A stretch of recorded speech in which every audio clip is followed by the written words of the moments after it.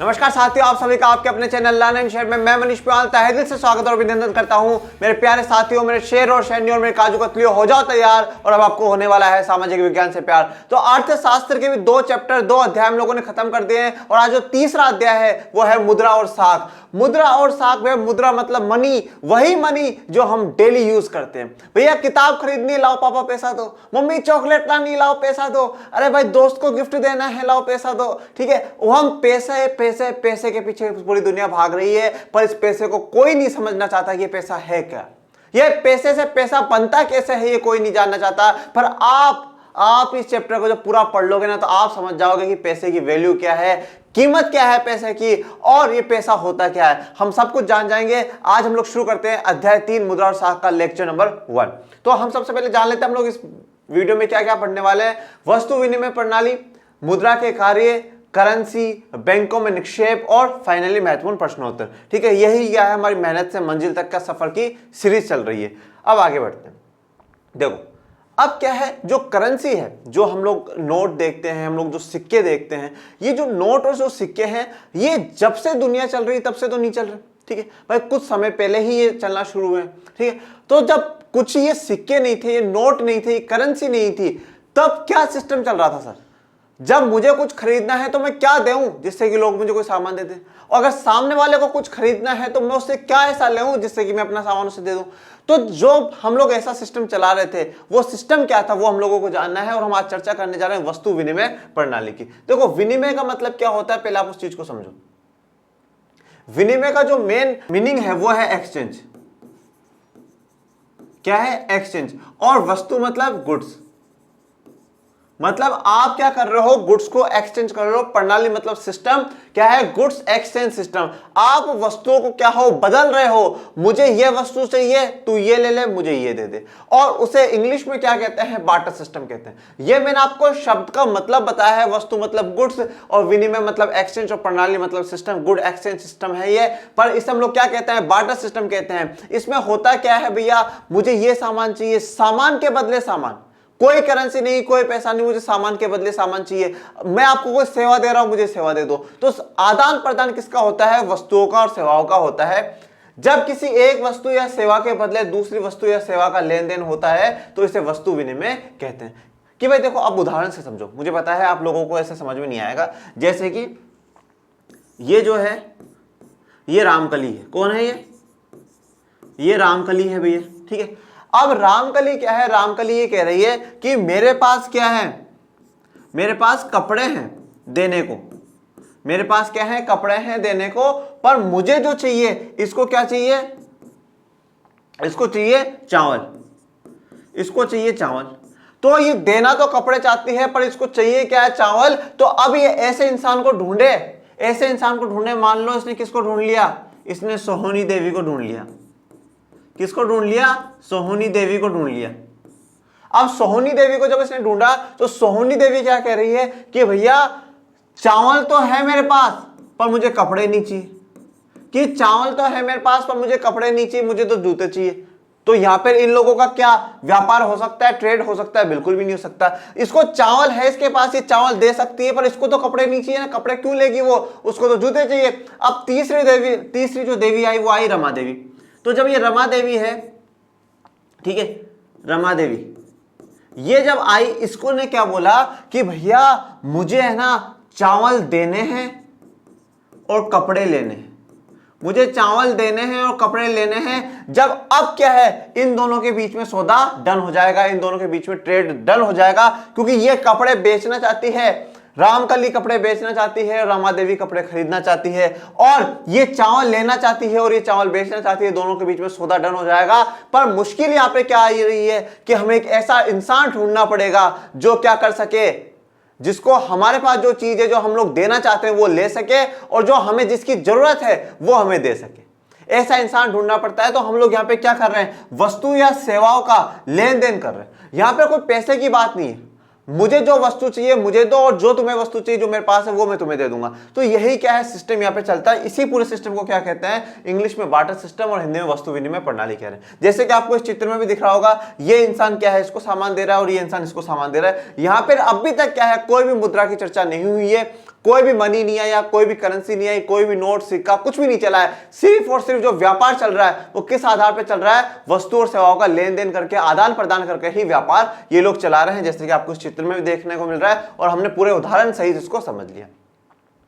अब पर क्या है कि जो वस्तु विनिमय प्रणाली है काफी लंबे समय तक चली, बिल्कुल मैं ऐसा मना नहीं करता, और लोगों ने इसको चलाया भी है, ठीक है, और लोगों ने अपनी आवश्यकताओं को, अपनी जरूरतों को पूरा भी करा है। पर इसमें क्या है, काफी दोष है, काफी प्रॉब्लम्स है, इसकी कुछ डीमेरिट्स हैं, कुछ डिसएडवांटेजेस हैं, जिसके कारण तक हम लंबे समय तक और भी आगे इसको नहीं बढ़ा पाए। उसके दोष क्या है वो देखते हैं। पहला दोष जो है, आवश्यकताओं के दोहरे संयोग की कमी। आवश्यकताओं के दोहरे संयोग की कमी का मतलब क्या है, दोहरे मतलब डबल, ठीक है, और संयोग क्या होता है, कोइंसिडेंस। संयोग क्या होता है, कोइंसिडेंस होता है कि भाई हाँ हो सकता है ऐसा हो जाए, हो सकता है कि ऐसा हो जाए। तो आवश्यकता जो जरूरत है ना उसका दोहरा को संयोग होना चाहिए। दोहरा संयोग कैसे होना चाहिए कि भैया अगर मुझे कपड़े चाहिए तो मैं चावल बेच रहा हूं तो मुझे कपड़े चाहिए, ऐसा ही इंसान मुझे सामने मिलना चाहिए जिसको खरीदने कपड़े हो और बेचने चावल हो। मतलब क्या था, अभी हम लोगों ने पढ़ा है ना भैया कि भैया यहाँ पर क्या है, जो रामकली है, बहुत ध्यान से इन चीजों को समझिएगा, जीवन भर काम आएंगे। रामकली क्या करना चाहती है, रामकली के पास देने को कपड़े हैं और चाहिए उसको चावल।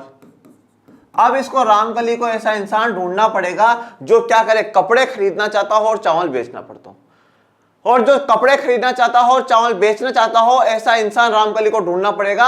अगर ऐसा इंसान ढूंढ लेगी तो ही सौदा डन होगा, नहीं तो नहीं होगा। मान लो अगर कोई ऐसा इंसान आ जाए जिसको कपड़े तो चाहिए पर देने को चावल नहीं है, गेहूं है, तो नहीं, सौदा डन नहीं, ठीक है। और अगर ऐसा इंसान मिल जाए जिसको क्या है, देने को चावल तो है पर उसे कपड़े नहीं चाहिए, तो भी सौदा नहीं होगा। सौदा कब होगा, ट्रेड कब होगा, व्यापार कब होगा, जब सामने वाले इंसान को तो क्या मिले, उसको किस चीज की जरूरत हो, उसको कपड़े की जरूरत हो और वो देना चावल चाहता हो। मतलब उसके पास भी ये दोनों चीज होनी चाहिए, कपड़ा लेना चाहे और चावल देना चाहे, तभी जाकर के सौदा, ट्रेड, व्यापार डन डनाडन होगा, नहीं तो नहीं होगा। तो यहाँ पे संयोग होना चाहिए, और बहुत मुश्किल से ऐसा संयोग मिलता है कि जो चीज हम देना चाहते हैं वो लेने वाला हो और जो चीज हम खरीदना चाहते हैं वो देने वाला हो। तो ये संयोग है, ये कोइंसिडेंस है, किस्मत से ऐसी चीजें हो जाती, नहीं तो नहीं होती है। ये बहुत मुश्किल काम था, तो ये कमी थी जो कि किसमें थी, वस्तु विनिमय प्रणाली। वस्तुओं के विभाजन की कमी। अब क्या है, हम हर चीज का विभाजन नहीं कर सकते। विभाजन का मतलब क्या है, हर चीज को हम लोग डिवाइड ही नहीं कर सकते। हर चीज को हम लोग क्या है, डिवाइड ही नहीं कर सकते। कि जैसे मान लो मुझे घोड़ा बेचना है, अब घोड़ा बेचना है पर जो सामने वाला मुझे जो सामान दे रहा है वो पूरे घोड़े की कीमत नहीं है। भाई घोड़ा उतने कम सामान में मैं नहीं बेच सकता, तो क्या मैं घोड़े को विभाजन कर दूं, बांट दूं, भाई 2 टांग ले जा, ठीक है, 2 इसके पैर ले जा, चल एक काम कर इसकी है ना जो गर्दन है ना वो ले जा, चल आधा घोड़ा बीच में से काट देता हूं वो ले जा। ऐसा हम लोग नहीं कर सकते ना, हम विभाजन नहीं कर सकते, हम डिवाइड नहीं कर सकते, किसको, वस्तु को हम लोग डिवाइड नहीं कर सकते।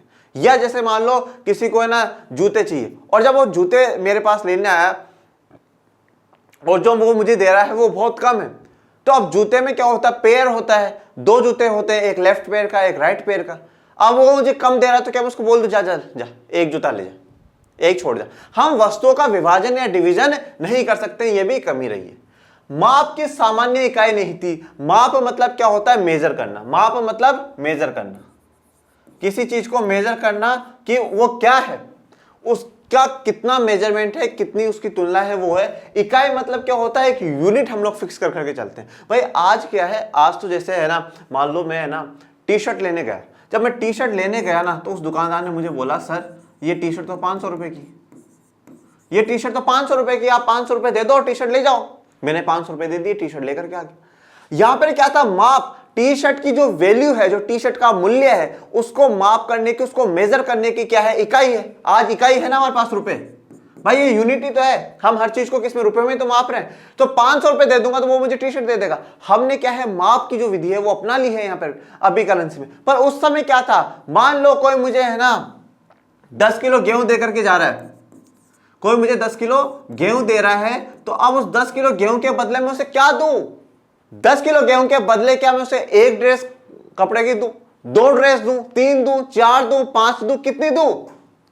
तो कोई माप करने की, कोई तुलना करने की कोई भी इकाई नहीं थी हमारे पास। किसमें? वस्तु विनिमय प्रणाली में कोई भी इकाई नहीं है हमारे पास।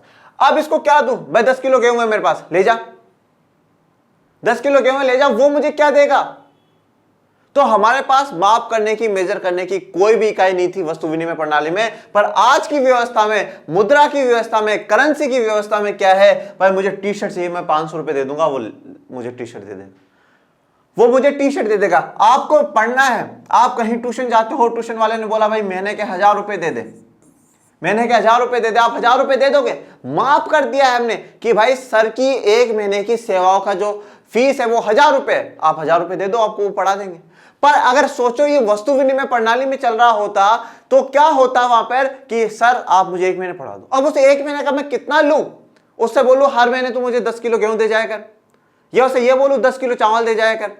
हमारे पास कोई मतलब जो हम लोग वस्तु दे रहे हैं, हम लोग जो सेवा दे रहे हैं, उसकी जो वैल्यू है ना, मापने की, मेजर करने की हमारे पास कोई भी विधि नहीं थी, कोई भी इकाई नहीं थी।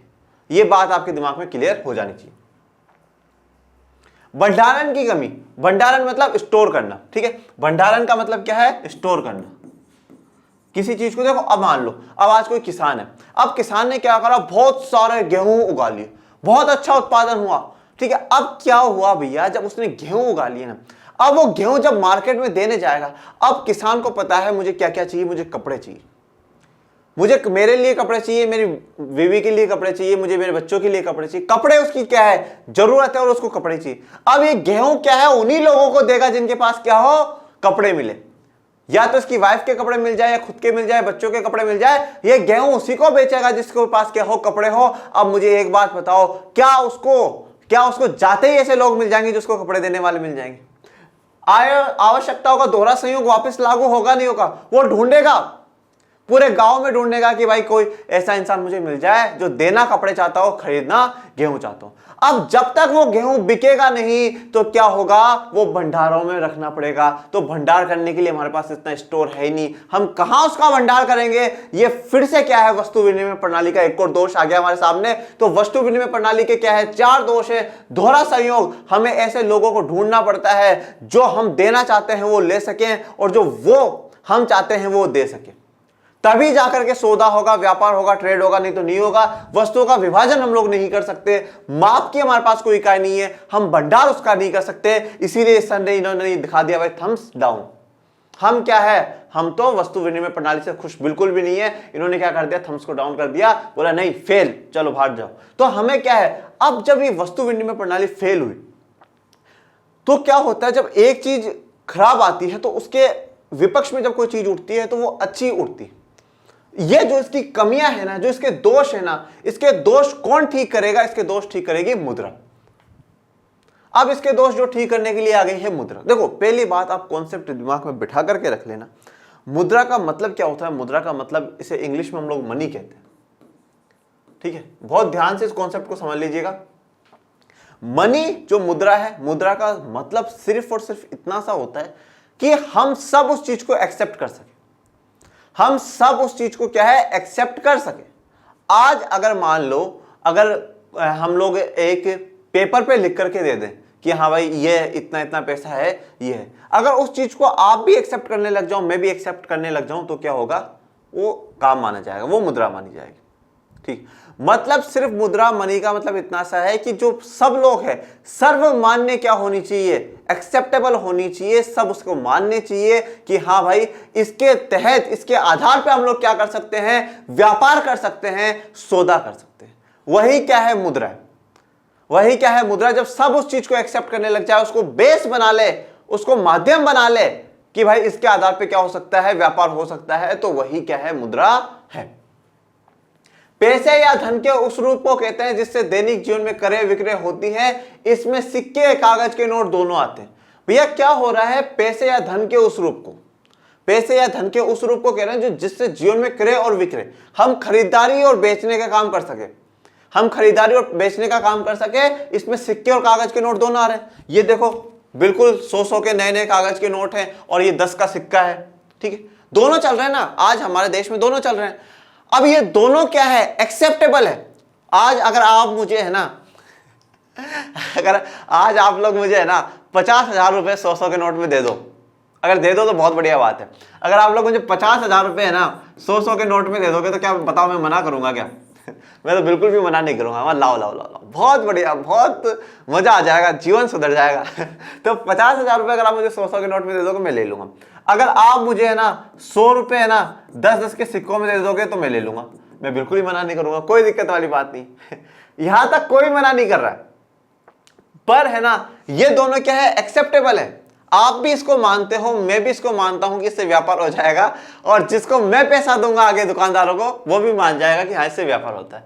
पर अगर आज यही बात बताओ, इन 100 की जगह इन 100 की जगह जो 2016 में 8 नवंबर को 500 और 1000 के नोट बंद कर दिए थे सरकार ने, अगर उस 500 के नोट में आप मुझे 5,000 रुपए भी दोगे ना तो भी मैं बोलूंगा नहीं नहीं नहीं भैया, नहीं बच्चे मेरे काजू कतलियों, मुझे तो पैसा नहीं चाहिए, मुझे तो मोह माया से त्याग कर दिया, मुझे पैसा वैसा नहीं चाहिए। क्यों नहीं चाहिए? क्योंकि ये जो 500 के नोट है ना ये एक्सेप्टेबल नहीं है, ये मान्य नहीं है। हम इसको मानते नहीं है कि इससे सौदा हो जाएगा। इसको हमने दिखा दिया तो और कहीं प्रॉब्लम में फंस जाएंगे कि अब तुम्हारे पास ये 500 का नोट आया तो आया कहां से। तो हमारी जो बात है, मैं मुद्रा में यही समझाना चाहता हूं कि जो चीज सर्वमान्य हो, जिससे हम लोग सौदा या व्यापार कर सकते हैं, वही क्या है हमारे लिए क्या कहलाता है, मुद्रा कहलाता है। यही बात डेफिनेशन ने बोली है कि जिससे हम जीवन में क्रय विक्रय खरीदारी और बेचने का काम कर सकते हैं, वही मुद्रा है। और आज की आधुनिक मुद्रा में क्या है, कागज के नोट और सिक्के आते हैं। ठीक है, अब देखो मुद्रा के कार्य क्या है।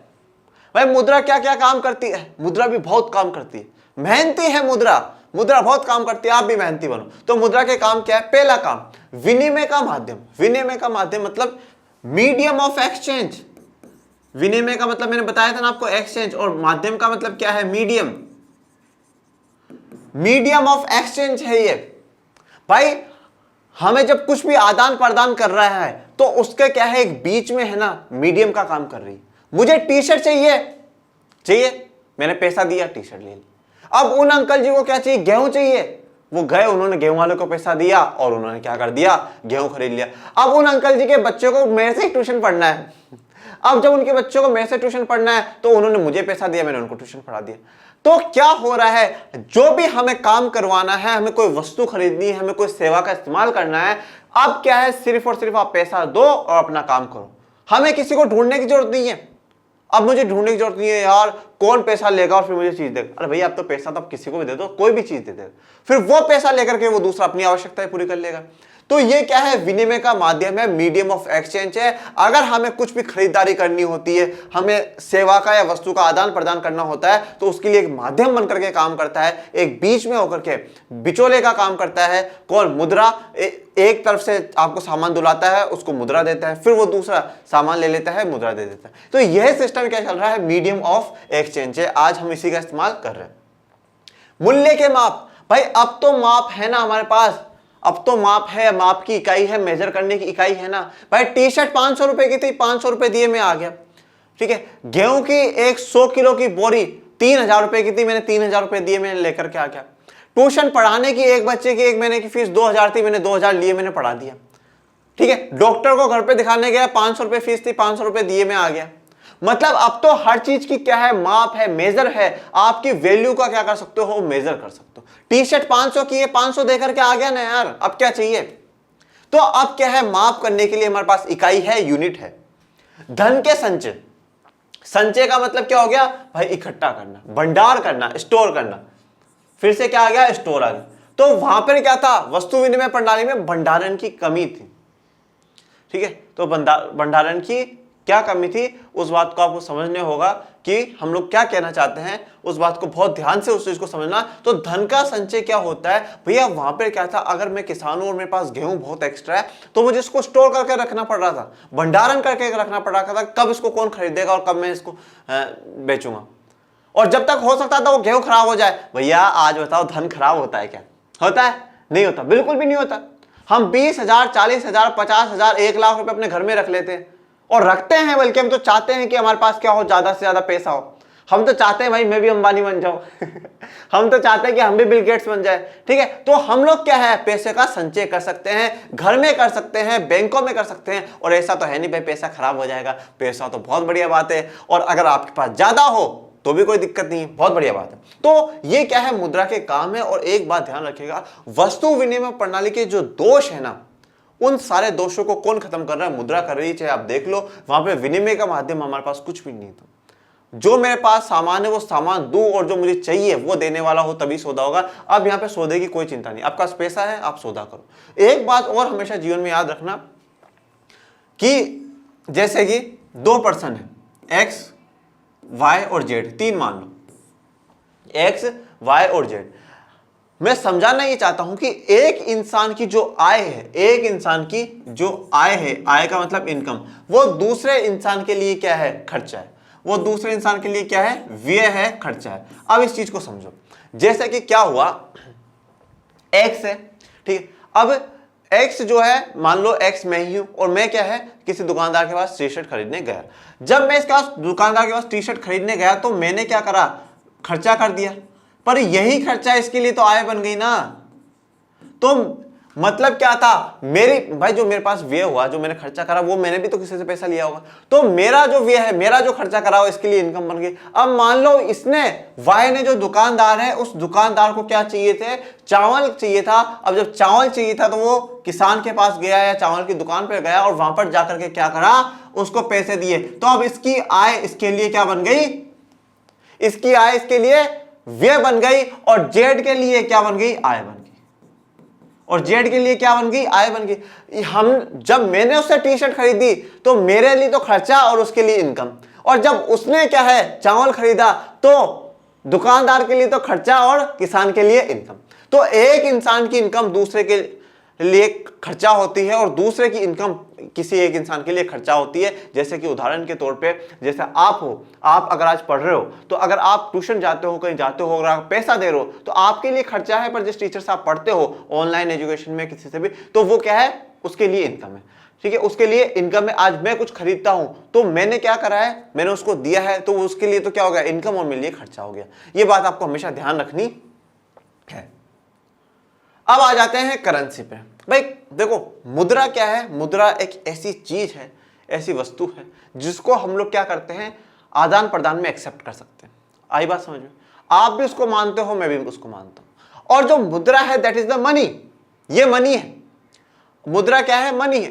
करेंसी क्या है, करेंसी वो चीज है जिसको मुद्रा कह रहे हैं अभी, क्योंकि करेंसी को ही हम लोग एक्सेप्ट कर रहे हैं। आदान प्रदान में हाँ ना करके हम ले रहे हैं, ठीक है। 500 का नोट दिया, सामान खरीद लिया, 1000 का नोट दिया, सामान खरीद लिया। तो करेंसी क्या है, मुद्रा ही है। और मुद्रा क्या होती है, जिसको हम लोग लेन देन में कर सके। तो करेंसी के बारे में और जानते हैं। मुद्रा के आधुनिक रूपों में करेंसी, कागज के नोट और सिक्के शामिल है। तो आधुनिक रूप जो आज का मॉडर्न समय है, उसमें क्या है, कागज के नोट और सिक्के शामिल है। इसे विनिमय का माध्यम इसलिए स्वीकार किया जाता है क्योंकि किसी देश की सरकार इसे प्राधिकृत करती है। प्राधिकृत का मतलब क्या होता है, प्राधिकृत का मतलब होता है उसे सरकार जारी करती है। सरकार क्या करती है, जारी करती है। और एक वर्ड होता है लीगल टेंडर। लीगल टेंडर, आप ये वर्ड चाहिए तो यूज कर सकते हो, लीगल टेंडर। तो प्राधिकृत का मतलब क्या है कि वो सरकार उसे जारी कर रही है, वो लीगल है, वो लीगल है। अगर आप लोगों को याद ना हो तो 8 नवंबर 2016 को जब प्रधानमंत्री मोदी जी ने नोटबंदी करी थी, डिमोनेटाइजेशन करा था, तो उन्होंने ये बात कही थी कि आज से हमारी अर्थव्यवस्था में 500 और 1000 के जो नोट है वो लीगल टेंडर नहीं है। वो क्या है, लीगल टेंडर नहीं है। और अगर आपको विश्वास ना हो तो आप एक बार फिर से कहीं यूट्यूब पे स्पीच सुन लीजिएगा कि लीगल टेंडर नहीं है। लीगल टेंडर नहीं होने का मतलब क्या, आज से उसको सरकार प्राधिकृत नहीं कर रही है, सरकार की तरफ से वो जारी नहीं होंगे। तो हम किसी भी मुद्रा को या करेंसी को विनिमय का माध्यम, मीडियम ऑफ एक्सचेंज क्यों मानते हैं, क्योंकि उसे सरकार, किसी देश की सरकार प्राधिकृत कर रही है, उसे किसी देश की सरकार जारी कर रही है।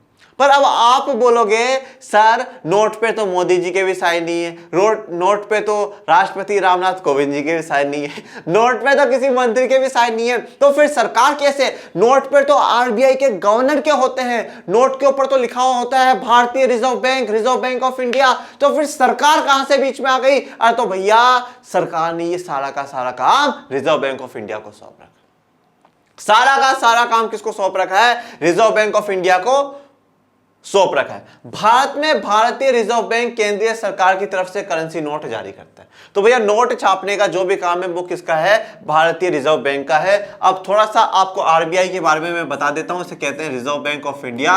रिजर्व बैंक ऑफ इंडिया की जो स्थापना हुई थी वो 1 अप्रैल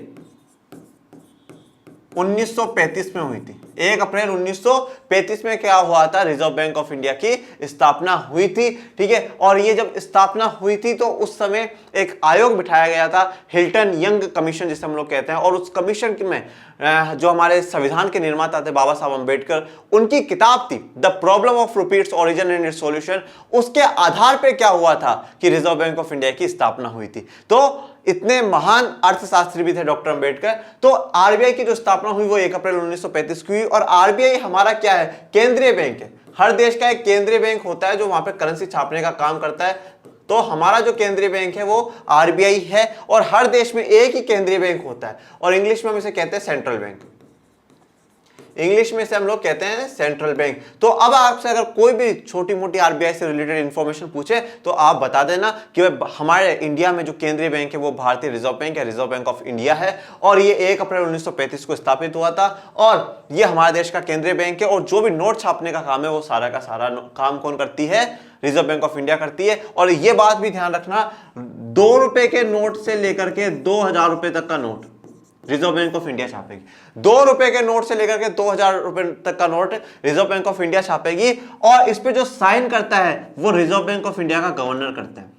इस पर जो साइन करता है वो रिजर्व बैंक ऑफ इंडिया का गवर्नर करता है। पर जो 1 रुपए का जो नोट होता है उसे भारत सरकार छापती है।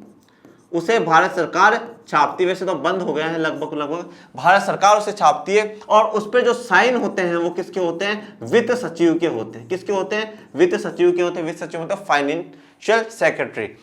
ठीक है, जो वित्त मंत्री होता है उसका मतलब आईएएस अधिकारी होता है वित्त सचिव। ठीक है, तो उसके साइन क्या है? कराए जाते हैं 1 रुपए के नोट पे। और 2 रुपए से लेकर के 2000 रुपए के नोट तक पे किसके होते हैं? गवर्नर के होते हैं। ये हमारे भारतीय रिजर्व बैंक का क्या है? लोगो है जिसपे शेर बना हुआ है और एक पेड़ है। ठीक है, तो ये हमारा भारतीय रिजर्व बैंक। भारतीय कानून के अनुसार किसी व्यक्ति या संस्था को मुद्रा जारी करने की इजाजत नहीं है। अब आप घर में बैठ जाओ मशीन लेकर के, चलो मैं नोट छापूंगा, आपको इजाजत नहीं। और पकड़े गए तो भाई सजा होगी, वो एक अलग बात है। तो किसी को भी क्या है? इस बात की इजाजत नहीं। इसके अलावा कानून विनिमय के माध्यम के रूप में रुपए का इस्तेमाल करने की वैधता प्रदान करता है, जिसे भारत में सौदों में अदायगी के लिए मना नहीं किया जा सकता। देखो अब क्या है, जो हमारा देश का कानून है वो ये कहता है रुपए हमारा क्या है? रुपया हमारी करेंसी। रुपया क्या है? हमारी करेंसी है। डॉलर अमेरिका की करेंसी है। ठीक है, सब हर देश की करेंसी अलग अलग होती है, हमारी रुपया करेंसी है। तो जो रुपए है इसको कहीं पर भी क्या है? सौदों के लिए, मतलब व्यापार करने की अदायगी। सौदों की अदायगी का मतलब है व्यापार करने के लिए क्या है? कोई भी इंसान मना नहीं कर सकता, क्योंकि रुपए को सरकार ने वैधता प्रदान करी है। लीगल है, आपको क्या है? लीगल है, उसको आपको एक्सेप्ट करना ही पड़ेगा, उसको मानना ही पड़ेगा। तो सरकार ने ये प्रदान किया है, इसके लिए कोई भी मना नहीं कर सकता। जैसे आज जो 2000 का नोट चल रहा है उस पर अगर आप किसी को दो और वो बोले नहीं मैं तो नहीं लूंगा, जा बिगाड़ ले जो बिगाड़ना है, अब वो मना नहीं कर सकता। पर आप उसे पहले जो 500 के नोट बंद हो चुके हो तो उसके लिए तो वो मना कर सकता है, क्योंकि उसको सरकार ने बंद कर दिया है। भारत में कोई व्यक्ति कानूनी तौर पर रुपए में अदायगी को अस्वीकार नहीं कर सकता। कोई भी भैया सौदों में अदायगी, मतलब सौदों का जब करना है उसमें कोई भी भाई मना नहीं कर सकता रुपए में। ठीक है, और भाई कोई भी नहीं करता। आप अगर किसी को भी पैसा दोगे तो वो तो ले ही लेगा। इसलिए रुपया व्यापक स्तर पर विनिमय का माध्यम स्वीकार किया जाता है। व्यापक स्तर पर मतलब एक बड़े स्तर पर भारत के अंदर क्या होता है? रुपये को विनिमय का माध्यम, मीडियम ऑफ एक्सचेंज एक्सेप्ट किया जाता है। सब इसको मानते हैं, स्वीकार करते हैं। अगर कुछ भी खरीदना होता है तो वो लोग खरीद लेते हैं। अब आ जाते हैं बैंकों में निक्षेप, डिपोजिशन इन बैंक। देखो निक्षेप का मतलब होता है डिपोजिशन, और बैंक तो आप जानती हो डिपोजिशन इन बैंक। पहले मैं आपको प्रैक्टिकल एग्जांपल से समझा देता हूं, फिर बाद में थ्योरी तो हम लोगों को देखनी है। देखो क्या होता है, जैसे ये बैंक है, ये हमारा क्या है? बैंक है, ये बैंक है। अब देखो एक बात को बहुत बेहतरीन तरीके से समझना, हम लोग जो है हम लोग क्या करते हैं? जमा करते हैं, हम लोग जमा कराते हैं। भाई हर इंसान का क्या होता है? बैंक में खाता होता है। आपका भी होगा, आपका नहीं होगा तो आपके पापा मम्मी का होगा, दीदी का होगा, भैया का होगा, हमारा तो है ही। तो हम लोग क्या करते हैं, जब भी हमारे पास, जैसे मान लो कि कोई इंसान है, वो महीने के 50,000 रुपये कमा रहा है। कितने कमा रहा है? 50,000 रुपये कमा रहा है। जब 50,000 रुपये वो महीने के कमा रहा है, उसमें से मान लो 20,000 रुपये क्या है उसके घर खर्चे में खर्च हो जाते हैं। ठीक है भाई, बच्चे की फीस भरनी है, ठीक है, कभी वाइफ को तोहफा दिलाना है, ठीक है, घर का जो खर्चा है खाने पीने का, ये जो सारे खर्चे इनमें क्या होता है खर्च हो जाता है। तो जब 50,000 में से 20,000 निकाल दिए तो ये 30,000 रुपये क्या हो गए हमारे पास बच गए। अब जो 30,000 रुपये जो बचे हैं ना, या तो आप इसे घर पे रख लो। अब घर पे नहीं रखोगे तो क्या, घर पे रखोगे तो आपको कोई ब्याज व्याज कुछ भी नहीं मिलेगा। तो ऐसे ये जो 30,000 रुपये क्या है, ये हम लोग बैंक में जमा करा देते हैं। कहां पे जमा करा देते हैं? बैंक में जमा करा देते हैं। ये जो 30,000 रुपये ही हमने बैंक में जमा कराए, इसके बदले में बैंक हमें क्या देगा? बैंक इसके बदले हमें क्या देगा? ब्याज देगा, जिसे हम इंग्लिश में क्या कहते हैं? इंटरेस्ट कहते हैं। क्या है? ब्याज देगा, हमें इंटरेस्ट देगा कि हाँ भाई आपके 30,000 रुपये आप हर महीने जमा कराते जाओगे तो आपको इतना साल के हिसाब से इतना ब्याज मिलेगा। कभी 30 जमा करा दिए, कभी 20 जमा करा दिए, कभी 40 करा दिए, कभी 50 करा दिए, जितना भी मेरे पास पैसा बच रहा है वो पैसा मैं क्या है बैंक में जमा करा देता हूं। बैंकों में क्या करवा देता हूं? निक्षेप करवा देता हूं। तो मेरा पैसा क्या है वहां पे? पहली बात तो पैसा सुरक्षित है, बैंक में से पैसा कहीं नहीं जाएगा, पहली बात। दूसरी बात यह है कि मुझे उस पर ब्याज मिलेगा। घर पे जब मैं पैसा रखता हूं तो उसमें मुझे ब्याज नहीं था, इंटरेस्ट नहीं था, वो जितना था उतना का उतना ही रहेगा। पर अगर एक साल भी पैसा मेरा बैंक में रेगुलर जमा होता गया तो उस पर मुझे 5,000 4,000 रुपए तक का ब्याज, बहुत अच्छा और बहुत बेहतरीन ब्याज क्या है बैंक मुझे दे देगा। पहली बात तो यह है। तो बैंकों में भी हम लोग क्या करा रहे हैं? निक्षेप करा रहे हैं, डिपोजिशन करा रहे हैं। और एक क्या होता है, जब बैंकों के पास ये पैसा चला जाता है, जब ये पैसा चला जाता है बैंक इस पैसे का क्या करता है? बैंक ये पैसा किनको देता है? जिनको क्या चाहिए? उधार चाहिए। जिनको उधार चाहिए, लोन जिन लोगों को चाहिए, उनको वो पैसा दे देता है। अब मान लो यहां पर बैंक को जमा कराने वाले हम लोग और उधार लेने वाला जो भी है लोन। अब जब हमने जमा कराया तो बैंक ने हमें ब्याज दिया, और जब बैंक ने किसी को पैसा दिया तो बैंक उससे क्या करेगा? उससे ब्याज लेगा, उससे ब्याज लेगा, उससे भी इंटरेस्ट चार्ज करेगा। ठीक है, ये वाली इंटरेस्ट और ये वाली इंटरेस्ट क्या होगी? दोनों में डिफरेंस होगा। जब बैंक किसी को ज्यादा उधार देगा तो उस पर ज्यादा ब्याज लेगा, और जब बैंक में कोई जमा कराता है तो उस पर वो कम ब्याज देगा। और ये मान लो यहां पर साल का 10% का ब्याज बैंक दे रहा है तो सामने वाले से 15% का ब्याज लेगा, और ये जो 5% का जो डिफरेंस होता है बैंक का, इसी को हम लोग लाभ कहते हैं। इसी को हम लोग क्या है? लाभ कहते हैं। किसका लाभ है? ये बैंक ने कमाई करी, ये बैंक की कमाई है, ये हमारी कमाई नहीं है, बैंक की कमाई। 5% का लाभ। ये जो उधार वाला है ये हम आगे के वीडियो में जानेंगे। अभी सिर्फ हमारा क्या है जो मुद्दा है वो डिपोजिशन इन बैंक है, बैंकों में निक्षेप है। तो हम लोग जो हमारी बचत होती है उसको बैंकों में जमा करा देते हैं। एक कॉन्सेप्ट आप और समझ लो इकोनॉमिक्स का, कि देखो जो इनकम है, इनकम को हम लोग इकोनॉमिक्स में वाई से रिप्रेजेंट करते हैं। ठीक है, वाई से हम लोग रिप्रेजेंट करते हैं। मेरे पास जो पैसा आया, मान लो ये जो अंकल है इनकी 50,000 सैलरी है। इनकम जब भी हमारे पास आती है हम दो ही काम करते हैं, या तो हम कंजप्शन कर सकते हैं या उसकी सेविंग कर सकते हैं। कंजप्शन का मतलब उपभोग कर सकते हैं, हम उसे क्या कर सकते हैं? उपभोग, हम हमारी जरूरतों का इस्तेमाल कर सकते हैं। तो और बाकी उसके अलावा क्या है? सेविंग कर सकते हैं। सेविंग मतलब बचत कर सकते हैं, घर में बचा लिया। और हम उसका क्या है? निवेश भी कर सकते हैं। सेविंग का मतलब निवेश भी हो जाएगा। सेविंग कर लो, बचत कर लो, या निवेश कर दो आप लोग। भाई जो कंजप्शन कर रहे हो, खर्चा कर रहे हो, वो तो अलग है, वो उस पर कभी भी आगे आपको रिटर्न नहीं मिलेगा, कभी कुछ बढ़िया नहीं मिलेगा। सेविंग या इन्वेस्टमेंट जब आप करते हो तो उस पर आपको क्या है? आगे फायदा मिलता है। आपने बैंक में पैसा दिया, ये निवेश करा था आपने, बैंक में पैसा लगाया, सेविंग करा, आपको ब्याज दर मिली ना। तो हम इनकम में से हमेशा दो ही काम करते हैं, या तो कंजप्शन उपभोग करेंगे। इन अंकल ने क्या करा? 50,000 की इनकम में से 20,000 का तो उपभोग कर लिया, और 30,000 रुपए क्या कर लिए? बचा लिए इन्होंने, जो कि उन्होंने बैंक में लगा दिए। तो सेविंग करना या निवेश करना एक ही बात होती है, पर हमेशा ध्यान रखना इनकम को है ना सिर्फ हम दो ही काम कर सकते हैं, या तो उसका उपभोग कर सकते हैं, कंजप्शन कर सकते हैं, या हम उसे बचा सकते हैं। यह कॉन्सेप्ट आपको 10th क्लास में कोई नहीं बताएगा, मैंने बताया है। इसको जीवन भर आप याद रखिएगा और आप डेली लाइफ में उतारिए ना। आप बताओ, आपके पास इनकम आती है, इसके अलावा आप तीसरा काम क्या करते हो? आप कहीं पे खर्चा कर रहे हो तो उपभोग में आ गया, आप उसे बचा रहे हो तो सेविंग में आ गया, आप उसे कहीं निवेश कर रहे हो जहां पे आपको पता है फ्यूचर में पैसा मिल जाएगा तो वो भी इन्वेस्टमेंट में आ गया, सेविंग में आ गया। तो ये लाइफ के हिसाब से मैंने आपको समझाया। अब हम लोग थ्योरी पर आ जाते हैं। लोग मुद्रा बैंकों में निक्षेप के रूप में रखते हैं, मतलब डिपोजिशन के रूप में रखते हैं, डिपॉजिट कराते हैं, जैसे कि जमा करता करा रहा है। किसी समय पर लोगों को रोजमर्रा की आवश्यकताओं के लिए कुछ ही करेंसी की जरूरत होती है, जैसे कि रोजमर्रा में तो डेली लाइफ के लिए कुछ ही जरूरत पड़ती है। तो अंकल को 20,000 रुपए की जरूरत थी, तो 20,000 रुपए तो क्या करा उन्होंने घर में रख लिए उपभोग के लिए, और बाकी 30,000 रुपए बैंक में जमा करा दी। ये देखो, ये इतने सारे बैंकों के नाम हमें दे रखे हैं, central bank of India, union bank, bank of Baroda, state bank of India, बहुत से बैंक हमारे देश में पाए जाते हैं। अब सवाल यह आता है, जो लोगों के पास अतिरिक्त नगद है उसका वो लोग क्या करते हैं?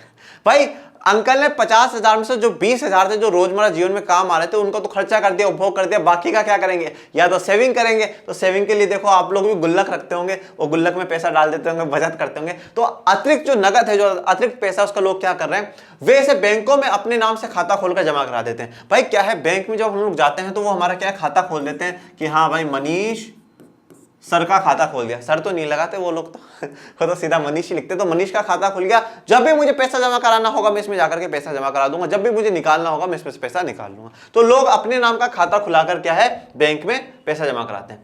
बैंक ये जमा स्वीकार करते हैं और इस पर सूद भी देते हैं। सूद का मतलब ब्याज देते हैं, इंटरेस्ट देते हैं। ठीक है, तो आप जमा तो करा ही रहे हो, ठीक है। पहली बात तो बैंक आपके पैसों की सिक्योरिटी भी रख रहा है, पहली बात। दूसरी बात, आपको उस पर ब्याज भी दे रहा है, मतलब ये तो सोने पे सुहागे वाली बात है, बहुत बेहतरीन काम है।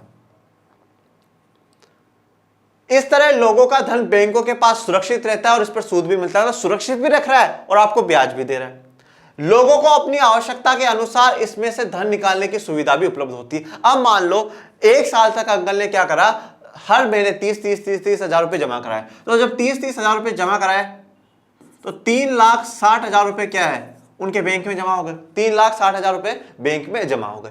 और मान लो 10,000 का क्या हो गया, पूरे साल का इनको ब्याज मिल गया। तो अब अंकल के बैंक में कितने हो गए थे, 3,70,000 हो जाएंगे। ये अंकल कौन है, जो 50,000 कमा रहे थे, 20,000 खर्च कर रहे थे, 30,000 बैंक में जमा करा रहे थे।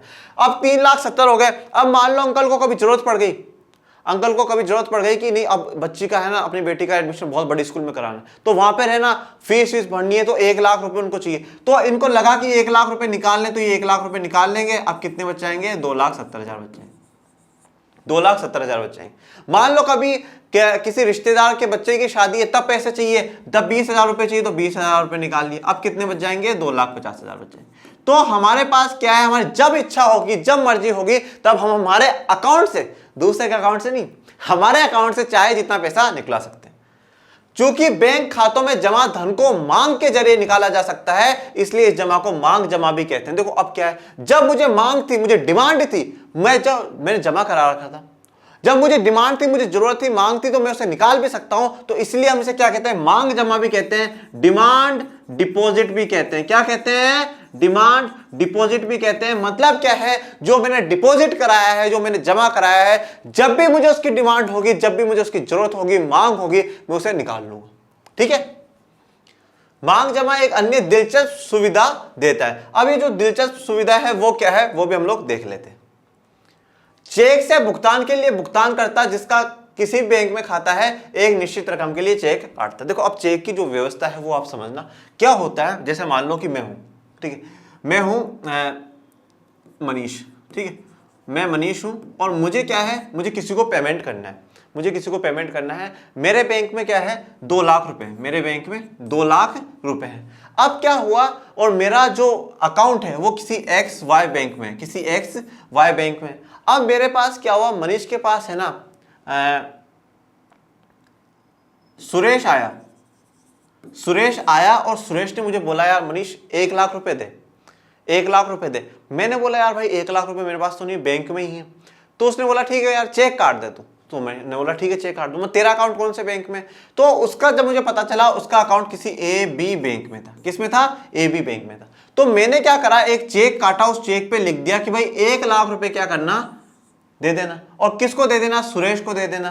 ठीक है, और ये जो चेक में काटूंगा ये कौन से बैंक का रहेगा? मेरे वाले बैंक का रहेगा। मेरे वाले बैंक का ये चेक रहेगा, मैं उसको काट दूंगा और काट करके क्या है, सुरेश को दे दूंगा। जब मैंने उस पर लिख दिया 1 लाख रुपए दे देना, मेरे साइन हो गए, मेरे बैंक का नाम लिखा हुआ, सब कुछ हो गया। अब ये XY बैंक का क्या है, जो चेक है ये कहां पर जाएगा? AB बैंक में जाएगा। सुरेश अपने बैंक में ले जाकर देगा, बोले सर ये 1 लाख का चेक आया है, आप इसे जमा कर लो। ठीक है, तो जब XY AB बैंक में गया, ये पैसा गया। अब AB वाले क्या है, XY वाले को फोन करेंगे। XY बैंक को फोन करेंगे, बोले हेलो, बोले जी बोलिए, आपके बैंक में मनीष नाम के इंसान का अकाउंट है, बोले जी सर है। उनके ये अकाउंट नंबर है, बोले जी सर ये है। तो बोले उनके अकाउंट में क्या 2 लाख रुपए हैं क्या, बोले हाँ सर 2 लाख रुपए। तो बोले 1 लाख का उन्होंने सुरेश के नाम का चेक काटा है, बोले ठीक है ओके कोई बात नहीं। तो 1 लाख रुपए क्या होंगे, मेरे अकाउंट में से तो कट जाएंगे और सुरेश के अकाउंट में पहुंच जाएंगे। मतलब बैंक दोनों का अलग अलग है, पर फिर भी काम हो गया। तो चेक एक ऐसी व्यवस्था है जो भुगतानकर्ता को हम लोग लिख करके दे देते हैं और वो उसको मिल जाती है। चेक एक ऐसा कागज है जो बैंक को किसी व्यक्ति के खाते से चेक पर लिखे नाम के किसी दूसरे व्यक्ति को एक खास रकम का भुगतान करने का आदेश देता है। तो मैंने बैंक को आदेश दे दिया था ना, भैया 1 लाख रुपए सुरेश को दे देना, तो सुरेश को 1 लाख रुपए मिल चुके हैं। ये देखो, ये आपकी एनसीईआरटी की किताब में ही क्या एक चेक का सैंपल दिया हुआ है, ठीक है। चेक का सैंपल दिया हुआ है कि भाई ये यहाँ पर उसका नाम लिखा है जिसको देना है, ठीक है। यहाँ पे पैसे लिखे हैं 57,000, ठीक है, 57,000 रुपए दे रहे हैं, स्टेट बैंक ऑफ इंडिया का है, ठीक है। यहाँ पे चेक नंबर लिखा हुआ है, कोड जो इस्तेमाल करा है वो लिखा हुआ है, कितनी तारीख को दिया है वो लिखा हुआ है, सब कुछ लिखा हुआ। और फाइनली यहाँ पे जो दे रहा है, जैसे मैं पे कर रहा हूँ तो मेरा साइन है, और ये स्टेट बैंक ऑफ इंडिया में किसका अकाउंट है, जो पे कर रहा है, जैसे यहाँ पे सलीम साहब पे कर रहे हैं तो उनका अकाउंट है। चलो भैया, आज का लेक्चर हमारा कंप्लीट, और अब हम आते हैं क्वेश्चन आंसर की तरफ, जो आज के हमारे महत्वपूर्ण प्रश्नोत्तर है। वो मुद्रा आवश्यकताओं के दोहरे संयोग की समस्या को किस तरह सुलझाती है, अपनी ओर से उदाहरण देकर समझाए। भैया हम ये बात मानते हैं कि जो मुद्रा है उसने क्या करा, जो दोहरे संयोग की कमी है उसको खत्म कर दिया है। मुद्रा में क्या है, हमारे पास दोहरे संयोग की डबल कोइंसिडेंस की जरूरत नहीं होती है, नहीं होती ना भाई। मैंने पैसा दिया चीज खरीद ली, फिर उसने पैसा दिया चीज खरीद ली, कोई जरूरत नहीं है। तो आप इसको समझाओ। मुद्रा ने इस समस्या का समाधान कर दिया है, क्योंकि अब लोगों को ऐसे व्यक्ति की खोज नहीं करनी पड़ेगी जो अपनी वस्तु के विनिमय के लिए तैयार हो। तो अब हमें किसी इंसान की खोज करनी नहीं है ना, सीधा मुझे जो चाहिए मैंने पैसा दिया खरीद लिया, उसने जो पैसा दिया खरीद लिया। अब मुद्रा विनिमय के साधन के रूप में प्रचलन में मतलब अभी वो चल रही है। तो मुद्रा हम लोग क्या है, प्रचलन में हम उसे यूज करते हैं, किसके लिए, विनिमय के लिए, एक्सचेंज के लिए। चलो thank you so much to all of you. आज के इस वीडियो लेक्चर में अगर आपको कोई भी प्रॉब्लम आई हो मेरे शेयर और शेरनी और काजू कतली हो, तो आप जरूर कमेंट बॉक्स में मुझसे सवाल पूछिएगा। और आपको कैसा लगा लेक्चर, अच्छा लगा हो तो बिल्कुल ताबड़तोड़ कमेंट कर दीजिएगा कि सर अब हम हो चुके हैं तैयार और हमें होने लगा है सामाजिक विज्ञान से प्यार। बिल्कुल प्रैक्टिकल एग्जाम से मैं आप लोगों को समझाता हूँ कि ये लाइफ में ऐसी चीज ऐसा हो सकती है, ऐसा हो सकती है। तो सामाजिक विज्ञान में तो मतलब हम झंडे गाड़ने वाले हैं इस बार, ठीक है। और बाकी कोरोना महामारी को तो फैलाओ मत, ठीक है, घरों में रहो, सुरक्षित रहो, पर आपके अपने चैनल को और अपने वीडियोस को क्या है, हर घर घर तक फैला दो, बिल्कुल आग की तरह फैला दो कि हाँ भाई लर्न एंड शेयर के वीडियोस देखा करो, 9th के 10th का 11th के जो भी बच्चे उन सब तक पहुंचा दो, और अपने चैनल को लाइक करो, शेयर करो, सब्सक्राइब करो। Thank you so much.